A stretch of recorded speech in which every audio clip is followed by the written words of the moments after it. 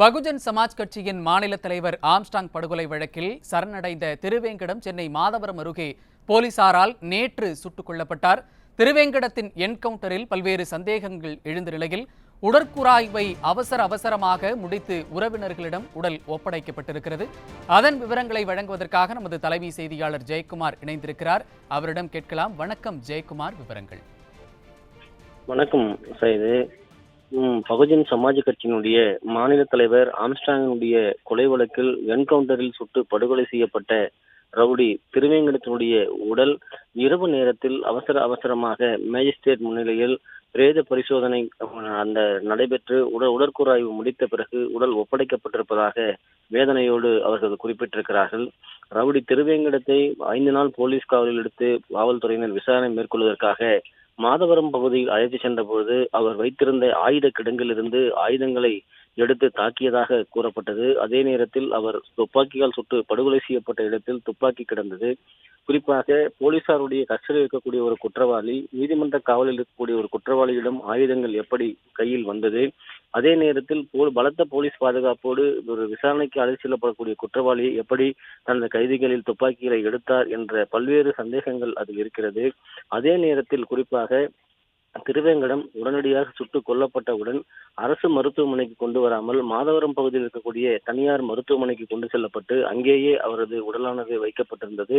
அதன் பிறகு பிரேத பரிசோதனைக்காக ஸ்டான்லி அரசு மருத்துவமனைக்கு கொண்டு வரப்பட்டது. இரவு நேரத்தில் மாதவரம் மேஜிஸ்ட்ரேட் தீபா அவர்கள் முன்னிலையில் உடலானது வேகமாக பிரேத பரிசோதனை உடற்கூறாய்வு முடிக்கப்பட்டு உறவினரிடம் இன்று காலை ஒப்படைக்கப்பட்டிருக்கிறது. குறிப்பாக குன்றத்தூர் அருகே இருக்கக்கூடிய அவரது வீட்டுக்கு கொண்டு செல்லாமல் மூலக்குத்தளம் சுடுகாட்டில் அவருக்கு இறுதி சடங்கு அந்த பகுதியிலேயே நடத்துவதற்கான ஏற்பாடுகள் செய்திருப்பதாகவும் கூறப்படுகிறது. ஆம்ஸ்டாங்குடைய கொலை வழக்கில் 11 குற்றவாளிகளில் திருவேங்கடம் என்பவர் முக்கிய குற்றவாளி என்று காவல்துறை தரப்பில் நேற்றைக்கு சிசிடிவி வெளியிட்டார்கள். இந்த சிசிடிவி காட்சிகளை நீதிமன்றத்தில் தான் சமர்ப்பிக்க வேண்டும்.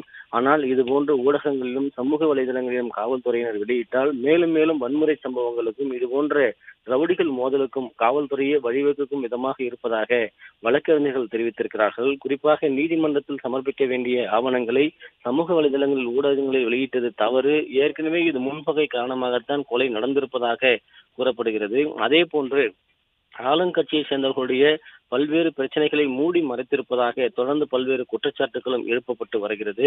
குறிப்பாக ஆம்ஸ்டாங்குடைய கொலை வழக்கில் இன்னும் கூட மர்மம் நீடித்து வருகிறது. சிபிஐயுடைய விசாரணை வேண்டும். கொலை செய்யப்பட்ட குற்றவாளிகள், அதே போன்று வழக்கறிஞர் அருள், இன்னும் சில வழக்கறிஞர்கள், மதுரையைச் சேர்ந்த முக்கிய வழக்கறிஞர் எல்லாம் திட்டம் தீட்டி கொடுத்துதான் இந்த கொலை சம்பவம் அரங்கேற்றப்பட்டதாக கூறப்படுகிறது. அதே போன்று திமுக அரசு பதவியேற்றதிலிருந்தே கொலைகள் நாள்தோறும் அரங்கேறி வருகிறது. தமிழகத்தில் சட்டம் ஒழுங்கு சந்தி சிரித்துக் கொண்டிருக்கிறது என்கிற பல்வேறு குற்றச்சாட்டுகள் இருக்கிறது.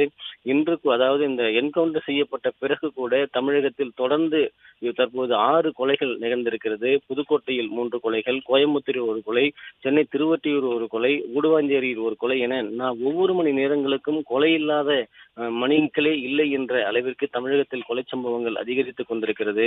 இந்த நிலையில் ரவுடி திருவேங்கடத்தினுடைய உடற்கூறாய்வு அவசரமாக இரவு நேரத்திலேயே முடிக்கப்பட்டு இன்று காலை அவருடைய உறவினரிடம் கொடுக்கப்பட்டு அந்த உடலானது குன்றத்தூருக்கு கொண்டு செல்லப்படாமல் மூலக்கத்தளம் இடுகாட்டில் இறுதிச்சடங்கு செய்யவிருப்பது குறிப்பிடத்தக்கது.